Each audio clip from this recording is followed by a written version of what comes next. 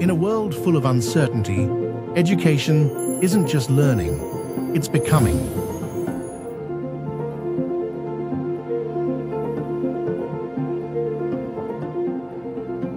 It's the foundation that turns questions into quests. Seekers of knowledge redefine industries and rewrite our collective story. Each lesson sparks a new beginning, where education elevates and pioneers rise.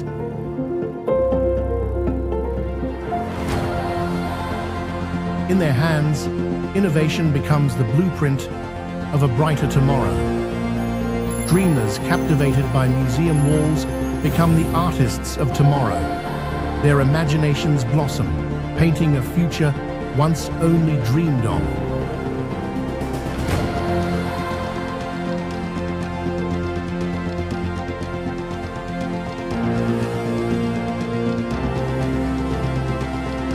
Here, changemakers forge the future. Hesitant steps today grow into confident strides toward tomorrow. Each breakthrough kindles the fire of hope and courage, where courage is nurtured and leaders are born. A new generation rises, shaped by knowledge, driven by purpose.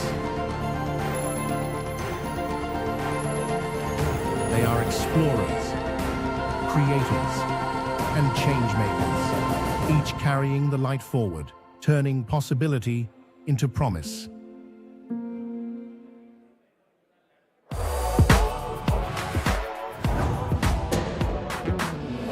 I can't stand still. How could I? There is so much to explore. So much I haven't been yet. Ask me what I'm doing now. I'll say, getting there, one step at a time. I won't stand still. Correction, I can't. Keep walking.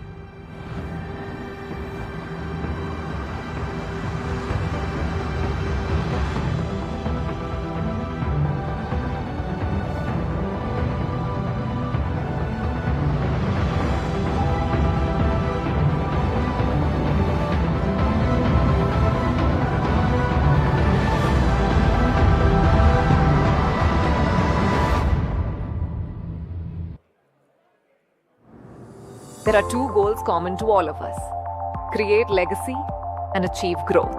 What you neglect today might be what matters the most to your loved ones and family members. At Legacy Growth, we help protect your wealth and create structures for asset protection and governance. While everyone needs a basic will, many families must establish a family trust. Your purpose is our mission: fostering legacy and ushering growth.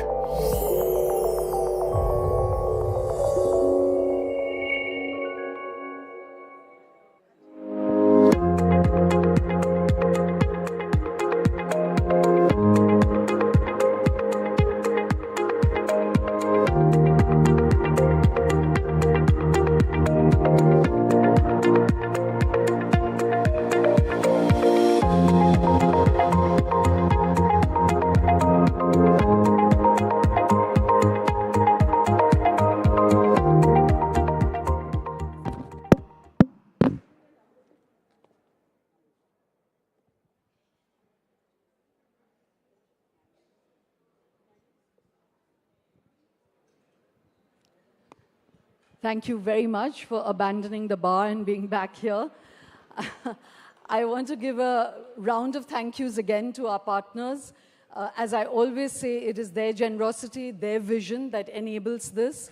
And for me, regardless of what we achieved with the conversation or not, just the capacity to bring together these particular 3 conversations today is a great triumph for the intention of Ignition. So thank you to all our partners for making this possible. Absolutely foremost amongst them is Shiv Nadar Foundation. Really, and I say this with a great deal of heart, the most gracious, visionary partners who truly back an idea because they believe in the idea, nothing, no strings attached. And this is enabled by Mr. Shiv Nadar himself. It's a philanthropic wing that he has created. HCL, as we all know, is one of India's largest technology companies. But at their heart is this phrase of creative philanthropy. And why it really matters so much is that most people, even in their philanthropic endeavors, look at very physically manifested things. But a society is a society because ideas inform it, infuse it, dialogue and debate.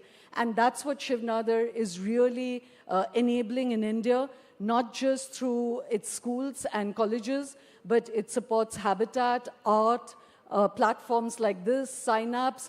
It's really enabling discourse and ideas in society. They have a community that is 1 lakh strong already. They've spent $1.5 billion on their schools and colleges. And as I said earlier, it's not just schools and colleges for those who are well-heeled, but those who are economically disenfranchised, because they believe in the power of education to create socioeconomic transformation. So a big, big thank you and applause to them. And their team is here. If any of you want to reach out to them for anything, please reach out to our team or directly to them. I'd like to thank, of course, Johnny Walker. You have freshly tasted their philosophy, but they are the non-alcoholic, refreshing mixer. And, again, I'd like to reiterate that really, trust me, anybody who's looking for partners will understand the vision behind a company really matters because it dictates whether they will support something like this or not. And the philosophy driving Johnny Walker is the idea of progress, both personal and collective. They believe in bold ideas, collaboration, multiple identities, the idea of embracing life through difficulty, through inspiration, resilience, endeavor, and looking at experiences that really bring through the richness of life, which is why they support us, and a big thank you to them. DLF, again, as I said, they're not just the builders of your homes and offices.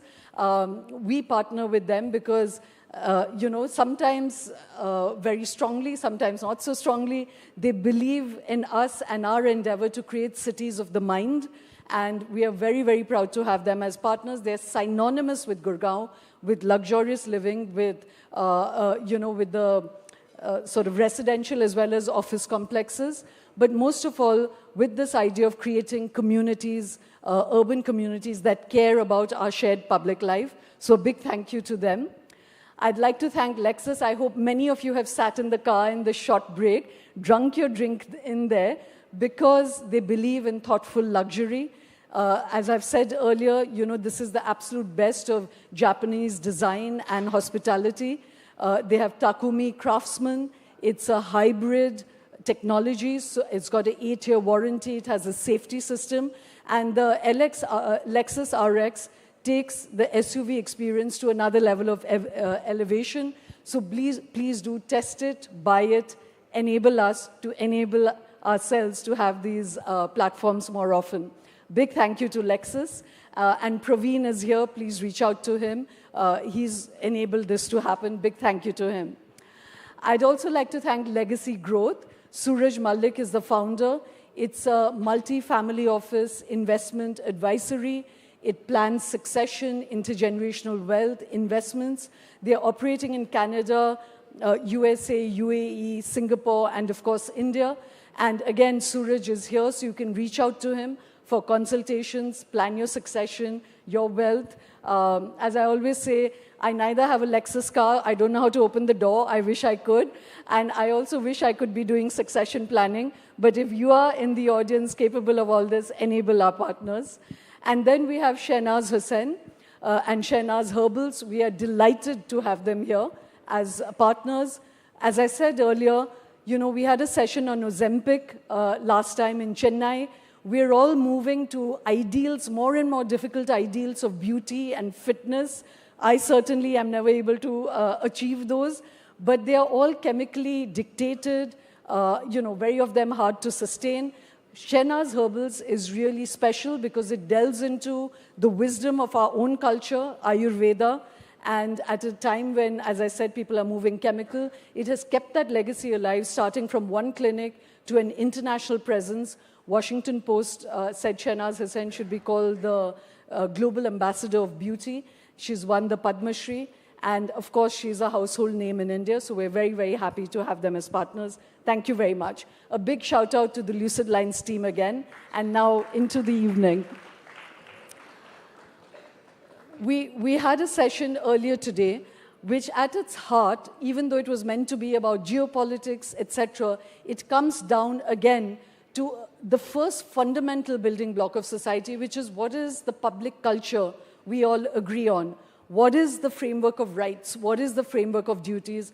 And what is that wonderful possibility of accommodation in a country as diverse as ours, when some people feel they don't have the rights and others feel threatened by them asking for their rights?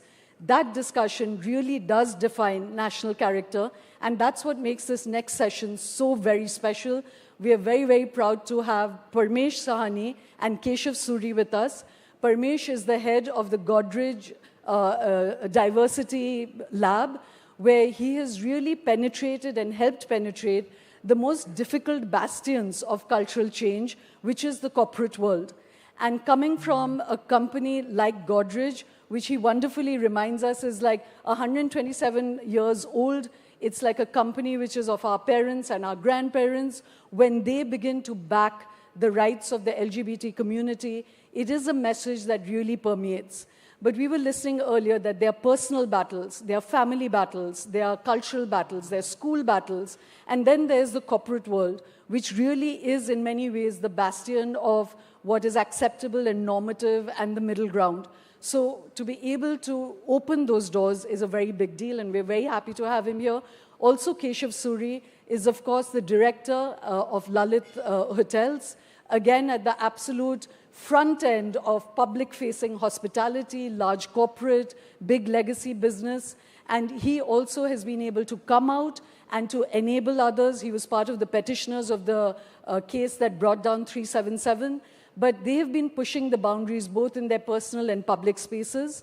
The reason we really wanted to celebrate their endeavor today is that they have now created India's first Pride Fund, philanthropic fund to enable those who are from the entire spectrum of LGBTQ+ identities to access funds to live out their dreams. We're going to be talking to them about their own personal journeys, the public endeavor, and also the culture wars that we had a little glimpse of earlier, but which are really spread across the world.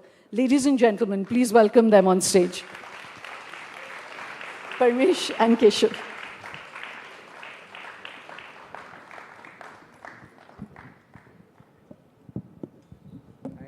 Thank you for coming.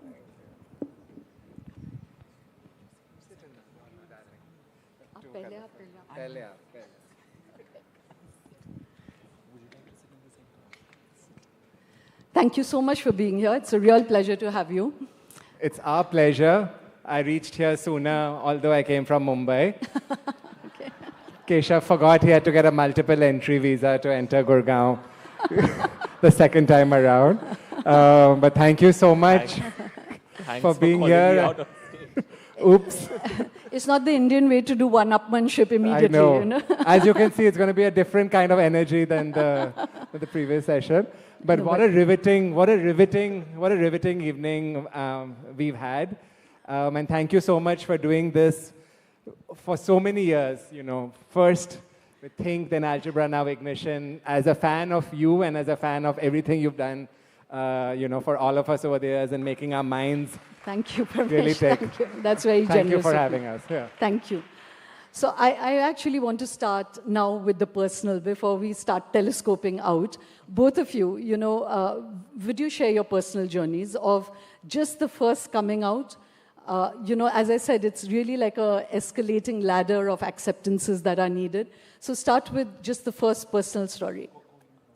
What is this pehle aap, pehle aap? I'll offload one of you then. You know? Thank you. I mean, where does one start? In a sense, I suppose. Just to coming out to your parents, so was it difficult? coming out to the parents thing, it's very interesting because when I came out to my mom, I told her, I think I might be gay. So she said, you think or are you sure? Then I said, I'm sure I'm gay. So then she said, what should we have for dinner?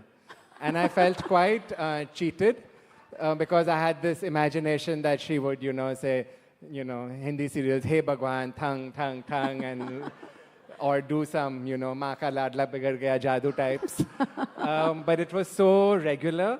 And I kind of felt that why I hadn't had done this before, which is why one shouldn't assume. When one has ideas of India, the idea of India, the pluralism that we were talking about maybe earlier, is manifested in our daily lives all the time. Indian parents are also inclusive, they're also accepting, they're also nonchalant. And, you know, Keshav had something, I think, I mean, maybe you tell about your wonderful mom. Your wonderful mom as well, who's been... So your mom was accepting, but was your father equally accepting immediately? My dad did some drama. I mean, someone had to, but then eventually he came around. Right. He asked all these boring questions like, oh, I thought you'd get married. So I was like, I still will. It'll just be to a man. Then I thought we'd have kids. I was like, I still might. It's just, you know, so he's like, but it's not the same. And I was like, nothing ever is, darling. No, we have to move on. Right. And so it's been, yeah. And of course, this is not typical, but this is also in the India that we live in. We also have to, I think, talk about the fact that there are loving parents. There are inclusive families. There are schools which accept. There are societies. Ghazal Dhaliwal, someone we know, when she transitioned, her mother went from neighbor to neighbor saying that my son is now going to become my daughter and I want you to treat her with respect. So there is also that inclusivity and positivity that is in our society as well. Right. And that, you know, it's what gives me hope, and it gives us the energy to do things like the Pride Fund, which you spoke about. Right. Keshav, do share your story with us because, you know, it's a legacy business family. Very honestly, was there any difficulty in it? What was your experience of that? Thank you. I could listen to Parmesh go on. I mean, will you guys stop wasting time praising each other? It's really Parmesh's show, and we're just living in it. Thank you for calling me out for being late. We'll do a Netflix to thing late Gurgaon. Guys, stop. Answer my question. But we're in Gurgaon, na? Okay, yeah. No, it is far, guys. I did not anticipate how much the traffic would be. Stop. Okay, answer my question. Stop. The question in itself, okay. I can come up and give you a whole, you know, a poor me, poor little rich boy, sad story. But I'm not going to do that because I want to reverse it. I want to ask the heterosexual people in the room, how many times did you come out? And what was your story? And did your parents accept you? Oi. Did they tell you? Hi. Did they tell you how basic you are going to be in life? How lack of color you will have? How sad life will be without color? So that's how I want to answer it, because I'm really tired of. The more I'm thinking about this, the more I'm like, I think I'm becoming more and more heterophobic, if that's the thing. And I really feel that the only cure to heterophobia is my team. And I just want to quickly shout out to my team, and I'll tell you why. So if my team from the Lalit and Keshav Suri Foundation could stand up, all of them, in the room, now I want all of you to have a look at them. Because here in this room right now, you have gay, lesbian, bisexual, transgender man, transgender woman, intersex, all of them here. Straight also. Straight. And there is one token heterosexual in my team. One token heterosexual, maybe two. That's about it. Two, yeah, the other one who's not standing. And we tell them also that you can do better. But we accept you. We love you. And we also need your money, so thank you for that. That's a well-deserved pushback. Thank you, Keshav. I've had two enlightening moments today. This was one, and one from Ram Madhav, which we'll bring up, of course. But thank you for that. So let's move to some of the other ideas, which is how you have been pushing boundaries to create this laughter, levity, simplicity of acceptance in other spheres. Coming back to you, Keshav, I'm like, inevitably the sort of wanting a wound in my life is that when you began to do it within your company, was that difficult? Because there are entrenched structures to do it. You created Kitty Sue, which of course is the most celebrated club. It's one of DJ magazines, like 10 in the world and all that. But it created a space, first of celebration, not just of sorrow and acceptance and accommodation. But the corporate world, was it difficult in a legacy company like yours? So,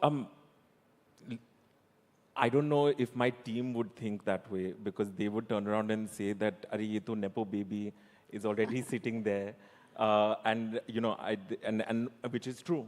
I can't deny that. And right? your father had passed away when you joined. My father passed away in 2006, so I came into the business in 2008. But I think initially I had to also really earn. Well, it's easy for a Nepo baby to turn around and say, "Do we really earn our spot?" But I think one of the things that I was very clear was that I did not want to be a water cooler conversation. I wanted to be judged for being a Nepo baby, yes, for what work I did, but not for my sexuality. And so the first thing that I did was that I was very clear to my boss, who is my mother, and also to my team, that yes, I am gay, yes, this is my partner, yes, you will see a lot of him, and you will see a lot of us, hopefully not being inappropriate, and therefore, let's park that aside. Please judge me for the work that I will do or I endeavor to do. I think one of the biggest things that I felt that was missing at the time when I came back was a safe space for a lot of us queers to go to feel a part of. And I think that is where the idea of Kitty Sue came about, was that I wanted to create a safe space so that the community and us could feel that we can be ourselves without any judgment. It's easier said than done, especially when you look at it from a luxury hotel point of view. We tend to be technically much more exclusive rather than inclusive. I think the hard part was to break the barriers of everybody's perception of what luxury is. And I think we did it in that aspect, that we made sure that the community was out in the front They were the ones running the show. They were the ones doing the service.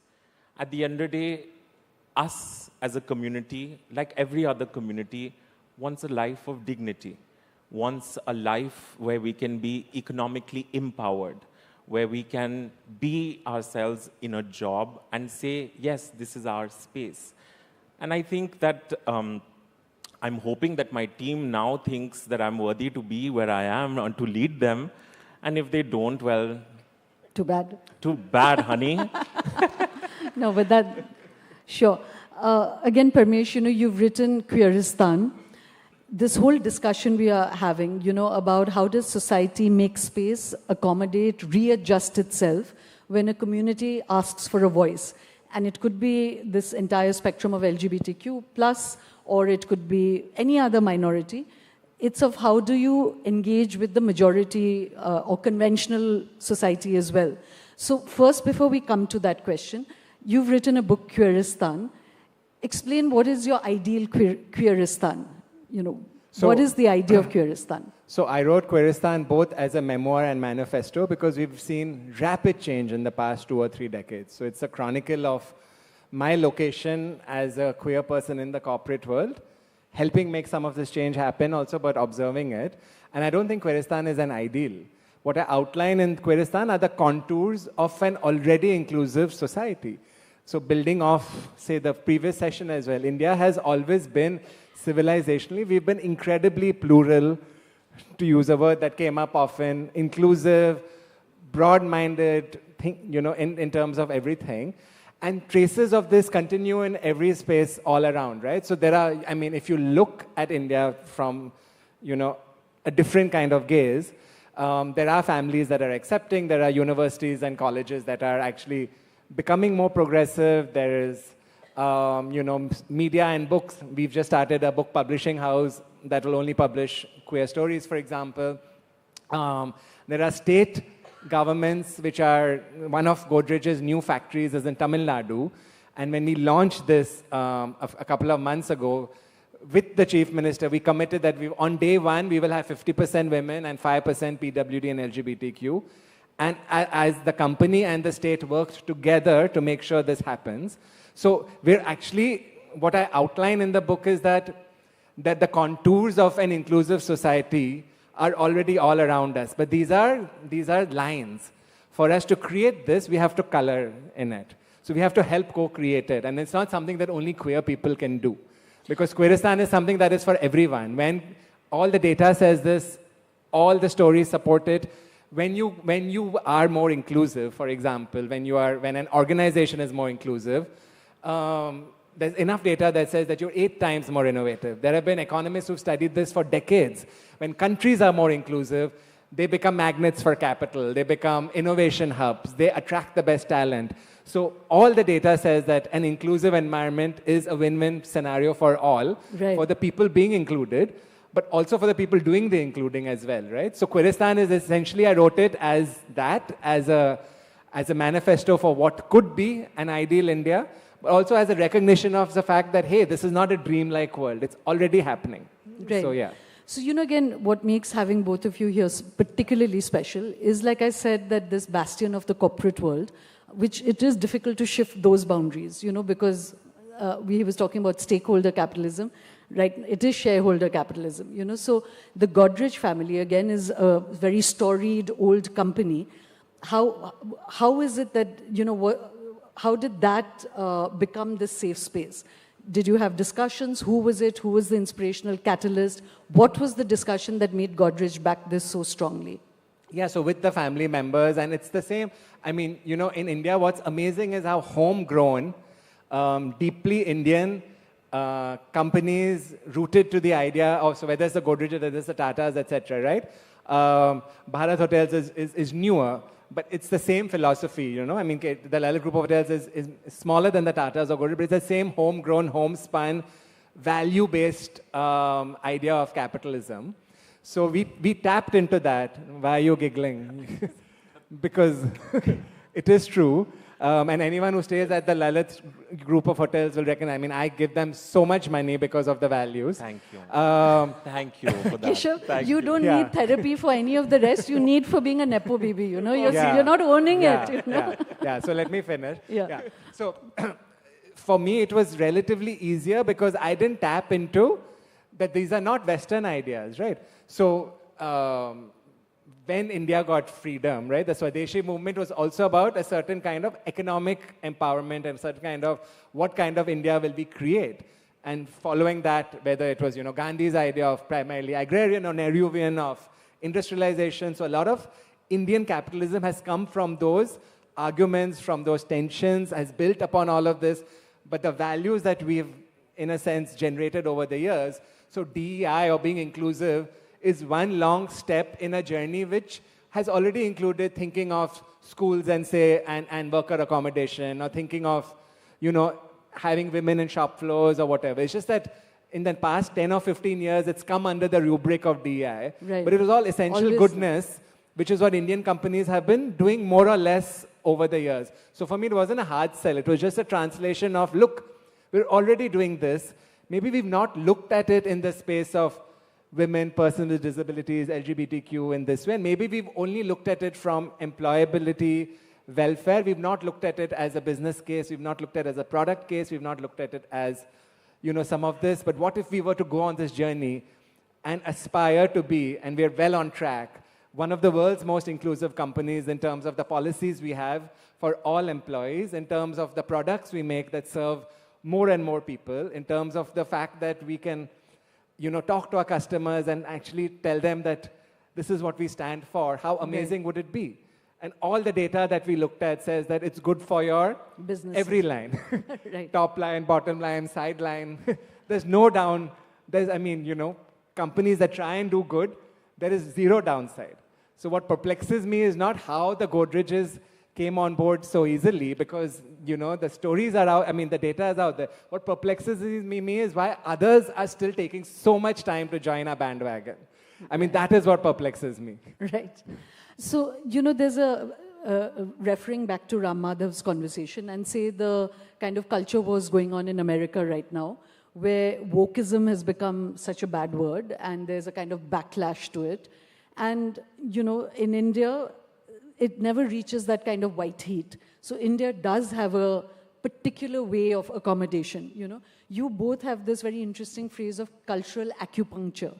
What do you mean by that? Could you share what that idea of cultural acupuncture is? So again, I'm sorry, I don't want it to come across like I'm attacking you. Please don't let it look like as if But Hashtag theme of the day. But can we please keep United States problems in United States? And just let them be there. Let them be there. Let their ideas and their attacks on whatever that they want to do, let it be there. Please. We are far, far more evolved. Far more evolved as a culture. Far more evolved as a nation. Our constitution talks about affirmative action like no other constitution. Our India has recognized more than 2 genders since 2014 in the Nalsa judgment. Our India has also recognized and given protection to transgender persons since 2021. We look from a very different perspective and a different lens. What may be, and I'm sorry to say this, let me call them out, white folks can't gather their minds around. And this is not a joke. My husband is white. I'm married to a French guy, so I can say that. I'm not being racist, but I think maybe they are not able to wrap their minds around how diverse and inclusive a country can be. So our idea, this idea of wokeism, I'd like it to just remain there, because even from their perspective, being woke comes from actually the African-American culture. And the word comes from their struggle to get independence and to get not to be segregated. I think it's been sort of, I don't know, it's been used a lot by this very sort of radicalization of United States to basically create fear fear that actually does not exist because they have nothing else to fear. For us, we've got a lot that we have to handle ourselves. There is empowerment that Parmesh was talking about, and whilst he's right when he says that, there are business cases for diverse and inclusive companies more and more. One of those examples is the fact that whilst we may be a very new company, and we may be a very new company, 35 or 36 years in existence, and a very tiny, small hotel chain, but it is recognized as the most inclusive hotel chain in the world. And I'm very proud of that. And I'm very proud of that fact because, and again, it's not something that we did new, I'll quickly finish. It's not something that we did new when it just came to LGBTQ rights. It is something that we do when it comes to also things, when it comes to intersectionalities of gender, when it comes to intersectionalities of caste, when it comes to intersectionalities of religion. Again, something that we are taught in schools and something that it's a part of our DNA. So, I'm really glad you're saying this because even the film Dostana, it was very indicative of how through a joke, through a little bit of even being politically incorrect, it kind of even mainstreamed the idea of parental acceptance of, the entire spectrum of not being hetero in a very easy way. It's not kind of a pride march in a strident way. But given that both of you are saying this, is then the fact that India by and large is quite accommodative, there isn't that much of a fight to fight? Or is this more an urban situation that, down in rural or semi-urban India, the fights are more intense? What would you say is the situation report? So I think we live in circularity. I think this rural versus urban, I think is India versus Bharat things. These are very basic. I prefer to use a framework called, even in queerness, whatever, circularity, and this is something that the urban theorists, Rahul Srivastav and Matthias Ekenov write about in terms of ideas of urbanization, where they say that, people don't live in urban or rural. In urban cities, people agglomerate based on their caste or cultural based, for example, if you come to Mumbai, there are informal settlements where people are living just like they live in their village in UP, right? So you can be in urban India, but you can aggregate as per your communal-based frameworks. Or you can be in what you might imagine as rural India and be seeing Korean videos or, Mexican salsa recipes or whatever. So that in our minds, we're always in a circular motion. And I think that is what is exciting. But I agree with you. I think the question I was asking is like you saw Ram Madhav earlier. No. So I'm coming. So even in terms of LGBTQ acceptance, I think there are people in urban India who don't understand it, and there is such incredible acceptance in rural India. Maya Sharma is an incredible activist whose work we support through the Pride Fund. She runs this organization called Vikalp in Baroda, which serves lesbian and non-binary and trans people in rural Gujarat. You should read her books. She's written so many books about stories of incredible acceptance. Whereas I know in South Bombay itself, parents who are ridiculously and criminally thinking of sending their kids for like some conversion therapy. So I don't think it's an urban thing. I think it is an axis. Do you believe in an India which is plural, inclusive, accepting, loving? Or do you believe in a more restrictive idea? And that these tensions can come in rural or urban, it can come anywhere. That's what I'm trying to say. So just to add to Parmesh's point, the LGBTQ movement in India is actually a grassroots movement. The transgender movement in the country is a grassroots movement, and one of the reasons why we actually have started the Philanthropic Fund is to support grassroots organizations that sit in places like Chhattisgarh, that sit in places like he said, Maya in Baroda, like in the Payana, in rural Bengal, Yol Manipur in Manipur. So these are actual grassroots organizations that are working with people. So they're not urban elite.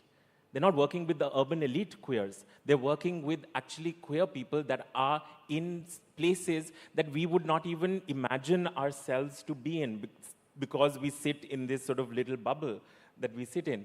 And I think one of the reasons why it is very important for us to sort of look at even just the transgender movement as its own in the country, because it is actually through grassroots that they have managed to get where they are today. The country, India, we celebrate Pride. I know Pride marches, again, it's been taken over by, of course, United States started the whole thing with Stonewall, but India has 59 Prides across the country throughout the year. You have a Pride in Ahmedabad, you have a Pride in Amritsar, you have a Pride in Chandigarh, you have a Pride in Jammu, you have a Pride pretty much in every city that can have a Pride. They're not urban elite people doing those Prides, and they're not urban elite people going for those Prides. So I would love you to address this. We'll come to the fund and your vision for it, but not to import the cultural wars of another country, but because there's been, I had a session with Sai Deepak and Saurabh Kirpal, and Saurabh Kirpal was denied judgehood because he's gay and he's a fantastic, could have made a fantastic judge. So there are boundaries of what is possible. And that was when the same-sex marriage case was being fought, and they were both the opposing lawyers, and they were on our ignition stage. And it's, I'm going to come to Ram Madhav because he gave a fantastic idea, and I want to ask you for it. But before that, when there is conservative sections of society that are uncomfortable with, say, LGBTQ rights or LGBTQ expression of themselves, do you think that India has found a way of accommodating that better than the West? So my question to you would be, if people who are more culturally conservative, traditionalists, feel that you expressing your rights or you wanting your marriage or right to adopt or inheritance rights is going to threaten the Indian family structure, how would you speak to conservatives who feel like that without making it a woke versus fascist conversation? I speak to everyone with love and humor. As I'm becoming older, I'm 49 now, I've realized that it's easier to call people in with love, with humor, with knowledge, than to call people out for something they might say that might be silly or misinformed or whatever. I found that, especially when you argue from a position of precarity and marginality, which is where we are not equal citizens, and I'm also Sindhi, so it really offends me deeply because I'm paying the same income tax as everyone. I mean, I want the same rights just from my, and it's like Gurgaon, there'll be Punjabis here who'll understand. I'm paying the same thing, मुझे same चाहिए बाबा. Tax वसूल नहीं हो रहा है. नहीं तो discount दो ना. I mean, maybe I'll take less rights if you say, chalo, you pay. I mean, I pay the highest tax bracket, but if they tell me, chalo, you pay 20% instead of 40 whatever percent, you'll drop I'll say, rights. chalo, and give me half my rights.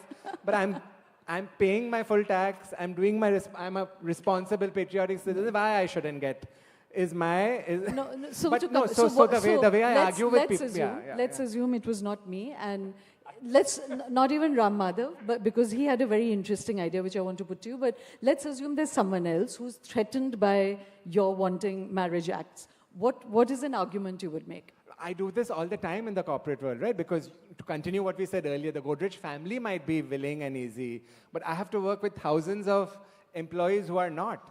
And you cannot just impose diktats on people. You have to take people along with you, especially you have to do years of unconditioning, which you can do through knowledge, through information, through love, through humor. So I do whatever it takes. I'm not arguing from a position of strength or superiority. I'm trying to create equality and equity in a world in which I have less rights than others. So I have to appeal to a range of things. So what I do in my organization is, if I talk about parenthood, because what really connects people in India to the idea of rights is love and parenthood. As Keshav said, it is all about loving your family. So, how do we bring that in? So for me, people might not get a rights thing, but I have to say, what if tomorrow your daughter came out as lesbian? Would you do the same? And it's the same for everything else. What if your daughter went to a factory and was denied equal opportunities, right? What kind of India do you want to build for your children? So with some people it is emotion, with some people it is showing, with some people it is bringing Keshav in the room. And Keshav spoke about Kitty Sue. They have a range of incredible performers like Rani Kohinoor, who's the star of all the Kitty Soos. The Godrej conference in which everything shifted was when we collaborated. We brought Rani, who did a performance, and then Rani's father came to the stage and actually said, I have accepted my trans daughter, and to all the parents in the audience, you know, I urge you to accept your children, however they are, because that is how we're going to get it. So I do whatever it takes. I cannot be fixed. I cannot be atal in the sense of I will only get this, otherwise I'm not. I'm not in that position to do. So again, Keshav, I want to pose some of the, I want to kind of be the voice, not that we're all agreed on one axis, that let's assume there are people who are uncomfortable with these things. So, it was interesting, Ramadev said LGBT, theek hai. What's the Q, X, T, Y, plus, plus, plus? That it makes people... It's heterosexuals.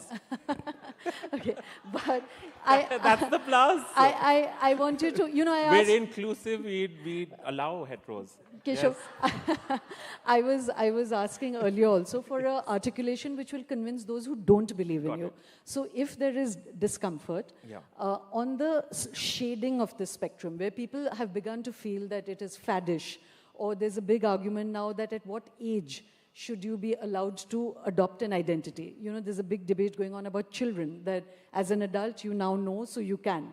So these are things which make people uncomfortable, or that, this is just too many shades now. And this is, what would you say to someone who's upset about these things? So quickly, I think one of the arguments when we had for same-sex marriage, and Dr. Menika Guruswamy said it very nicely and articulately, it's not about marriage. It's the bouquet of rights that come with marriage. That one certificate gives me and my partner the validity. What happens with us queer people, and why Kitty Sue came also, and I'm looping all of this in, is because we wanted a space where we could have our chosen family. Because so many times our own blood family rejects us. Our blood family throws us out. So we don't have an option but to go to our chosen family. The question is, can we legitimize our chosen family? And actually in the transgender bill, yes. And so why can't that be extended to gay, lesbian, and bisexual? That's one. The other is, I think it became very clear when the pandemic happened that when you had to take decisions for your family, who had the right to take that decision for a gay person or for a lesbian person? We're not taking away rights. We're just asking for what you have, right? And again, if you go back to just the transgender protection bill and the Nalsa judgment in India, we start at 18. So it's not children who are becoming trans. It is an adult who's taking these decisions of themselves. And again, I want to go with that. I don't want to go with what's happening in the rest of the world. I want to go with what's happening here. And in the same-sex marriage petition, a trans man is allowed to marry a trans woman because they follow the binaries. And the judges said that very clearly, because they followed the binaries of male and female. Again, when we did a policy paper with Vidhi Legal just recently, we decided to consult with over 150 queer people. And we asked them, we were like, okay, what is it that we would like to fight for? Decriminalization happened. It happened, 377 got read down, great. But you can't tell a community that you're not criminals anymore, but that's it. You don't get anything beyond that. You can't then tell a community that you live on the fringes of society, and so that then we continue to think that we are only fringe people. That is why this constant question being asked, how was your family acceptance? How was it? Because we don't see ourselves actually go further beyond a certain age. We don't see healthcare for us. We don't see heroes and heroines, or we don't see people that can be judges. Even if, let's say, the Saurabh did not become a judge, but at least we know that there is somebody who wants to become a judge from our community, how much it is important. And think about it, that's the same exact thing that happened with feminism. That is the same exact thing that happened with women's rights, right? It is after you saw a lot of people that were walking in those shoes where you're like, okay, now I can also. And that is what needs to be done on paper. So when we asked the community what is it that they're ready to fight for, they said the first thing is anti-discriminatory law, which is one step below union, which is another step below marriage. So that's very well put, Keshav. And Parmesh, yes. Parmesh, I wanted to... I know I can be serious sometimes as well. Yeah. I'm going to give you the full levity. You know, we have another session, so I want to, in 2-3 minutes, wrap up. You know, I wanted to ask you this about accommodation, because, you know, like I said, our platform is to try and create space where we are not in two warring sides. You know, can we begin to speak with each other? So when Ram Madhav brought up this issue, and I said, you know, he said, there is a sense, like J. Sai Deepak argued that it'll destroy the institution of families, of marriage, etc. There's anxiety in certain sections of society around it. Ram Madhav came up with a very interesting idea where he said, maybe then let's not call it marriage because it has a certain, you know, tonality in people's minds. There's a fixed notion around it, but you could give the same rights under another name. Do you think that's a good idea? I mean, there are many countries in the world, like France, for example, with PACS, which has civil unions, which are the same. And in so many countries in the world, civil unions, calling it something else, has been a bridge in between granting people rights, fulfilling those, what Keshav just said, right? The bouquet of rights that come with marriage and not calling it marriage. So I'm sure, in any case, these consultations are on with the community. The Vidhi paper Keshav was talking about now is a follow-up of a consultation with various government ministries, which they initiated, Ministry of Social Justice, etc. Oh, that's nice. They did a whole consultation. They called many people, and then Vidhi was commissioned to write this paper by KSF to talk about if or until marriage equality comes, what are the things that we can work for in terms of the law. So there is this progress happening between LGBTQ organizations and state governments as well as the central government in saying, let us do some, you know, samvad, not vivad, as Devdutt says, and reach somewhere instead of taking positions and reaching nowhere. That's the most wonderful, hopeful story about India I've heard in a long time. I would like to give that a clap, you know. If governments are reaching out, asking for that, it's amazing. But we have to, because, again, going back to the previous session, Ram Madhavji said there are 4 pillars. The 5th pillar I would add to the 4 pillars that were mentioned is equity. And if equity can be something that India can also say that we give to the world, if we can show with how we treat our women, our persons with disabilities, our LGBTQ citizens, our people from historically disadvantaged castes, religions, regions, if we can create, and it sounds idealistic, but what are ideals if not aspirations that we have to work towards, if we can actually create that going ahead, I think then it would be a really Viksit Bharat, no? Okay. Because what is a Viksit Bharat if it's not an inclusive Bharat, if you're not taking everyone along? So that's the kind of ideal that I want to move. I mean, we've dedicated a life towards doing it. The Pride Fund is something that we've actually started together with Radhika Piramal, Dasra, so many others to follow up. So do share the vision for the Pride Fund. You know, as I said, we're unfortunately running out of time. You share, share the vision for the Pride Fund, and also what was very enlightening for me when I started looking at both your work is that there's such a strong economic argument to be made for inclusion. So not just a moral, civilizational, cultural argument, but a huge economic argument for including the LGBT community. You know, so do talk. So about I think one thing I said at the launch of the Pride Fund was that the future of the world is India, and the future of India is queer, and I firmly believe in that, and I think that is one of the reasons why we started the Pride Fund, but also to spotlight the grassroots work that some fabulous NGOs have been doing. We selected out of 50, we selected 8, now we are at 10. We actually brought in a lot of partners to be able to, because see, everybody does philanthropy in some, again, philanthropy in an Indian context is far different from what it is worldwide. And everybody has very good, well-meaning people have come up to Parmesh and me many times and said, we want to do something, we want to do something. Parmesh's idea was, here is something that you can do. And for the first time, Dasra came together with us and actually did India's first LGBTQ philanthropic fund. We're hoping that this becomes one of the biggest funds for Dasra, which has done some great projects when it comes to Build India and all of that. And this is, and hopefully all of you in the room get motivated and feel that this is something that you would like to donate to. Yeah, if I can just add, between Godrej, KSF, Radhika Piramal and others, we have a couple of crores that we give every year. Yeah. There are 81 recognized LGBTQ organizations which are doing amazing work. With the couple of crores that we've committed, we are able to serve 10 or 12 right now. Yeah. If you care about us and it's not lip service, put your money where your mouth and heart is. And give us some more, because if we can get more, then you reach all these 81 organizations, then we can build that better India and so on. And it's not that, if you're helping queer people, you're also helping women. Yes. You're also helping everyone else. It's not either or, because we're all intersectional. So yeah, I believe Gurgaon has lots of rich people and not so good roads. So for the rich people in the room, you want to help us, Please.